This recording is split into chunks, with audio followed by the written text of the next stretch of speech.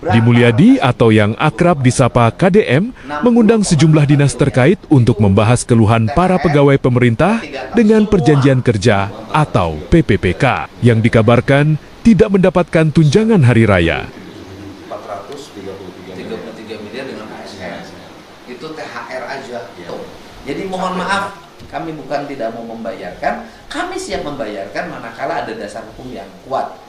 Kalau kami memaksakan membayarkan, maka konsekuensinya bisa jadi saya sendiri sebagai yang membuat pergub besok itu akan dipersalahkan mengeluarkan uang tanpa dasar hukum yang bertentangan dengan PP, dan itu akan dianggap merugikan negara.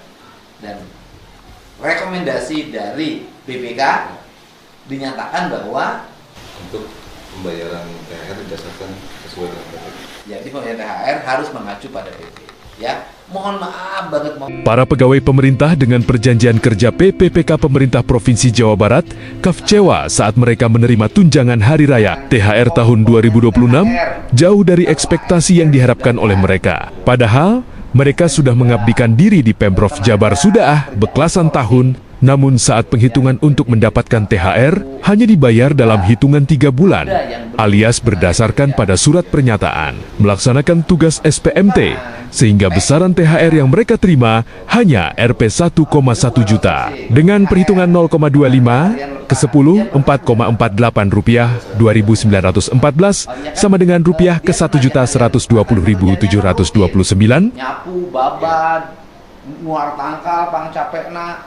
Cuman bedanya kalau kelompok seperti mereka itu nggak pernah protes. Padahal, sebagaimana diatur DAL, Peraturan Pemerintah PPPPK paruh waktu berhak mendapatkan THR tunjangan hari raya dan gaji ke 13 September di PPPK penuh waktu, tetapi dengan perhitungan proporsional sesuai masa kerja dan porsi waktu kerjanya, diatur dalam Peraturan Pemerintah Terbaru PP yang berlaku untuk semua aparatur sipil negara ASN.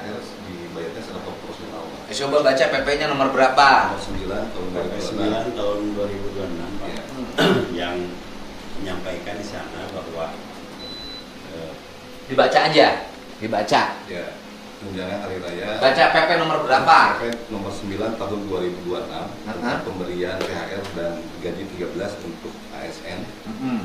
Diatur bahwa THR dan gaji 13 bagi P3K dengan masa kerja kurang dari 1 tahun diberikan THR dan gaji ke-13 secara proporsional Yang disebut proporsional sesuai bulan bekerja yang mengacu pada besaran penghasilan 1 bulan yang terima.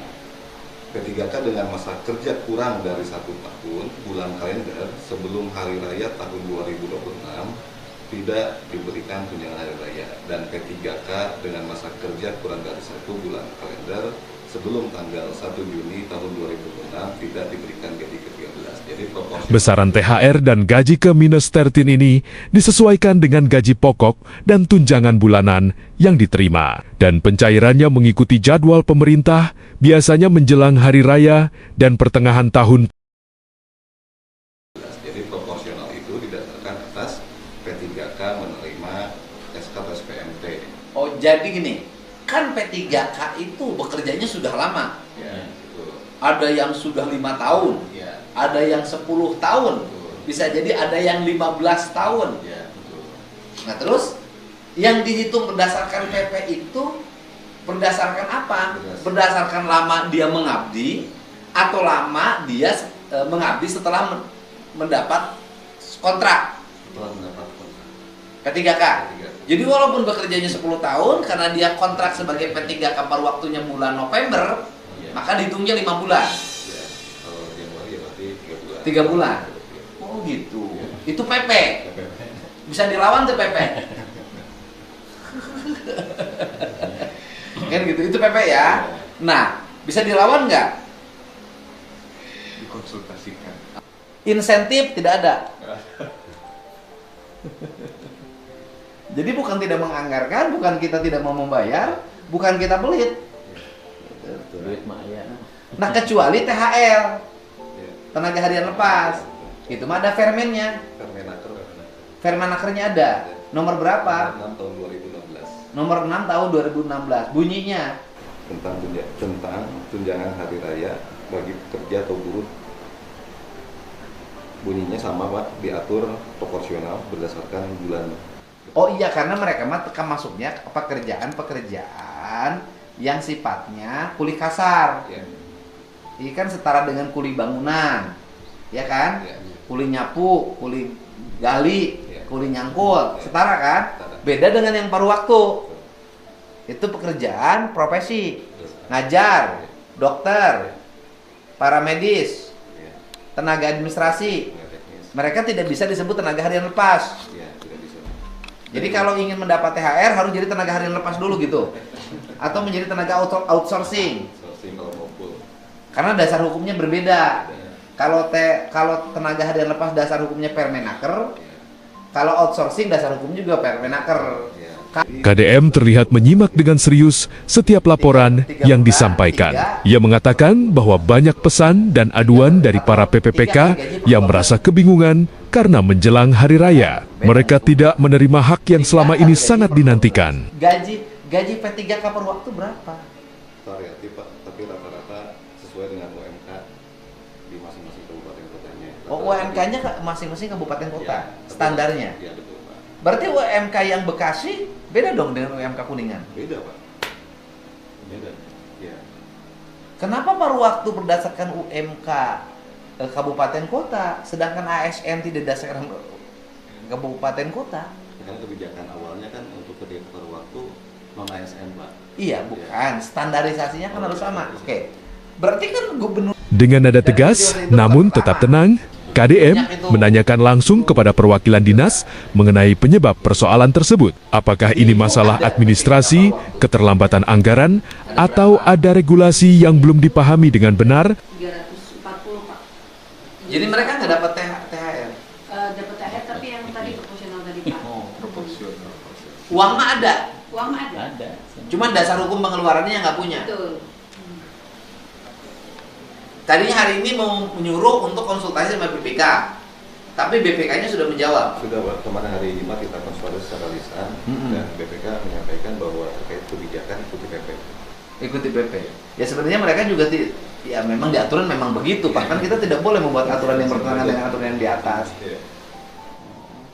Kalau menggunakan yang lain misalnya bukan THR, Tidak ada kebijakan lain. Tidak ada aturannya. Tidak ada. tunjangan kinerja tidak ada Tidak untuk paruh waktu. ada. Nggak ada ya? Tidak ada. Kalau Menurut KDM, para PPPK juga merupakan bagian penting dari roda pelayanan pemerintah. Mereka bekerja melayani masyarakat setiap hari, sehingga wajar jika hak mereka juga harus nanti diperhatikan. ada tenaga kerja baru, namanya tidak punya waktu itu. Ya itu tadi yang apa namanya? Yang naon? Yang honorer. Honorer. Itu mah kategorinya Tidak ada. paruh waktu bukan. Nah, Penuh waktu penuh tidak. waktu. Penuh waktu tidak. Akhirnya tidak punya Separuh waktu. tidak punya waktu. Kan kasihan juga, tapi mereka faktanya mengajar Ngajar udah lama. gitu. Dan berkarya. Makanya. Tapi kita tidak bisa. Nah, itu dasar hukum mereka setiap bulan dikasih honor dari mana?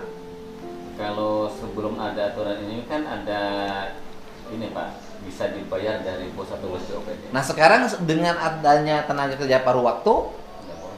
tidak boleh. Tapi kan faktanya mereka ada. Ya, Tetap ngajar.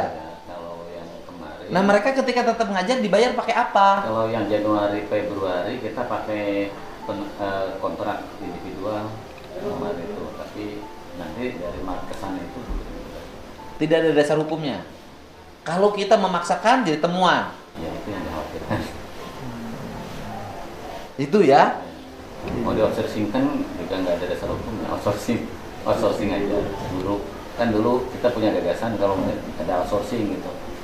Guru nggak boleh. Jadi saya konsultasikan itu boleh juga.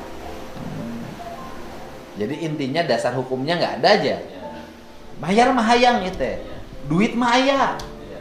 Ngan dasar hukum pembayaran eueuh. Dan kita butuh mereka. Dalam pertemuan itu, KDM meminta agar dinas terkait segera mencari solusi yang jelas dan tidak berlarut-larut. Ia menegaskan bahwa pemerintah harus hadir untuk memberikan kepastian kepada para pegawai yang sudah bekerja dengan penuh Tetapi tanggung jawab. Dasar hukum pengeluaran uangnya yang tidak ada payung hukumnya.